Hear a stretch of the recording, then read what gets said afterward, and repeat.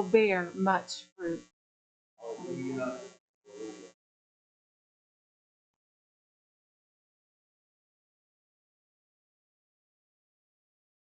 The Lord be with you.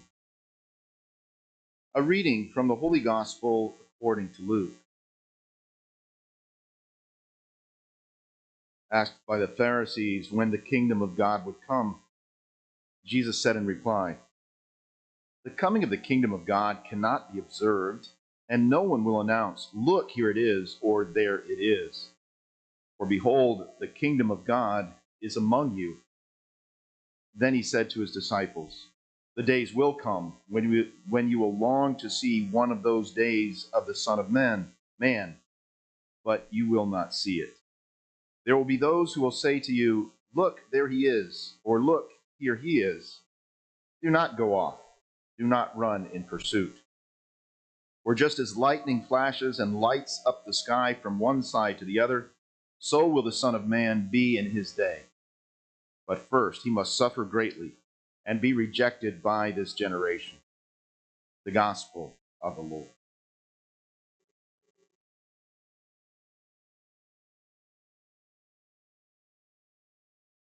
St. Paul is telling the people, he's talking to Onesimus, actually, and there's a tradition and a legend that Onesimus would be the person we know as Saint Christopher, because we believe Saint Christopher was a slave. You know the story of Saint Christopher? It's a really beautiful story. And what happened was this Christopher, he was a very powerful man, very gifted man, and he said, "I want to give everything I have to serve the most powerful force on earth." And he came to believe it was the king. So he gave his service to the king, and he helped the king. But then he heard that the devil was even more powerful than the king. So he was deceived, and he wanted to serve him. And then finally he heard there is one much more powerful than the devil, and that is the Christ. And so he said, well, then I obviously want to serve the one who's most powerful. And so who is this Christ? And so he sought him. Finally, one day he was walking, and there was a little child who came up to him and said, "I am the Christ." And he kind of laughed or chuckled and said, "Oh, come on, you're a little kid." And he said, "Just put me on your shoulders and carry me across the brook there, the river." And the Christopher said, "Well, okay," Onesimus, as they believed, somebody believed. And so he put the child on his shoulders, and as he started to cross the river, the child got really heavy, and he was really strong. And he's thinking, what in the world is going on here? And he almost couldn't do it, but he did it. He got the child to the other side, and he said, "I am the Christ." He said, "Well, then, I understand now. I will serve you." And that's when he got his name, Christopher, which literally means Christ bearer. It means I carry Christ. That's what Christopher means. It means Christ bearer, because you've probably heard of Pharaoh, right? He was the prince of Egypt, and that word Pharaoh means to carry the people. He was the bearer of the people. He carried all his people. And that's what a good leader does. A good leader doesn't worry about himself. He tries to help his people.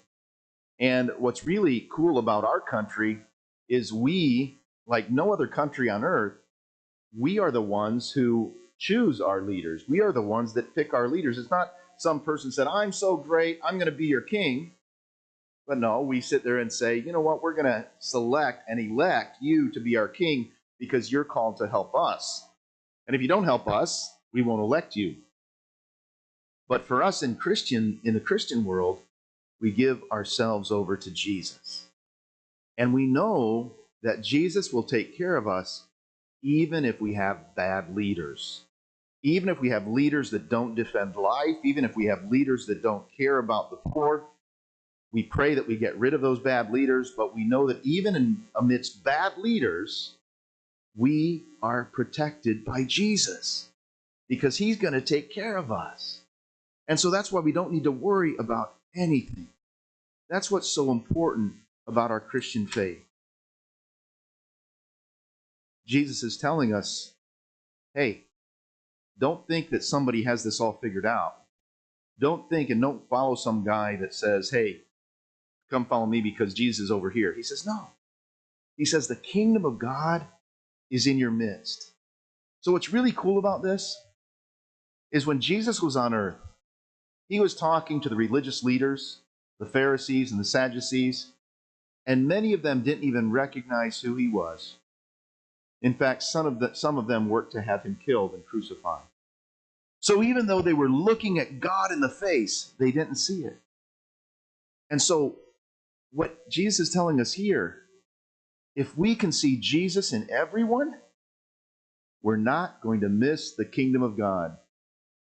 If we treat everybody like we would treat Jesus himself, our world will be a great place to live in. But sadly, the devil tricks us into being selfish and stingy and not helpful and lazy. But God wants us to work hard for each other. So, my friends, let us realize that the kingdom of God is around us when we see the face of Jesus in everyone we meet.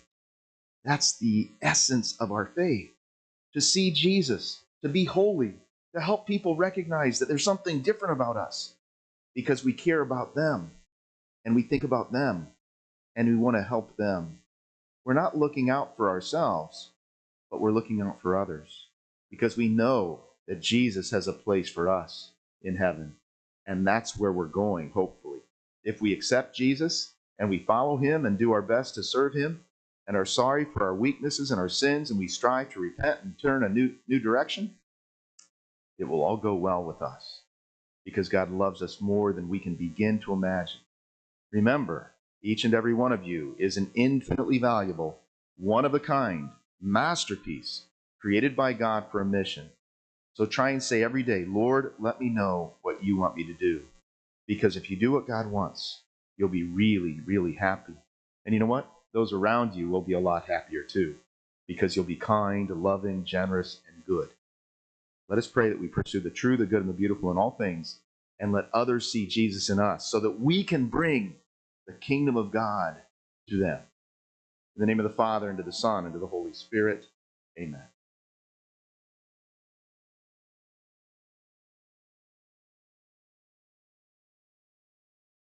We pray for the church, that she may be a light to the nations and a guide to all peoples. We pray to the Lord.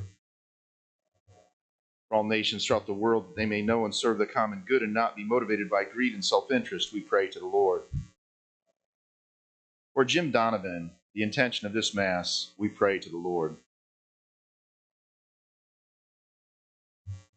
For all who have asked for our prayers and for those to whom we said we would pray, we pray to the Lord.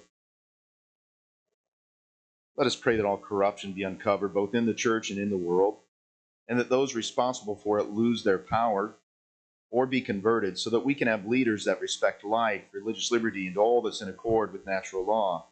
We pray to the Lord.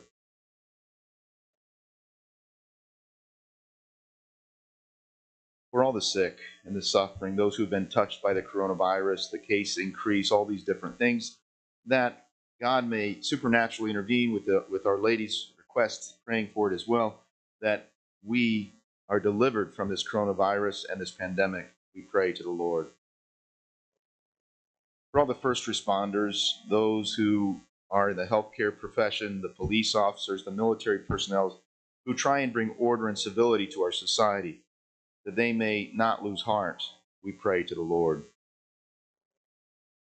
That all of us may unite our own sufferings to Jesus and therefore participate in the redemption of the very world, we pray to the Lord. Heavenly Father, hear the prayers of the people gathered here before you, those spoken and those kept in the silence of our hearts. Answer them insofar as they meet our deepest needs and are in accord with your holy and divine will. We ask this through Christ our Lord.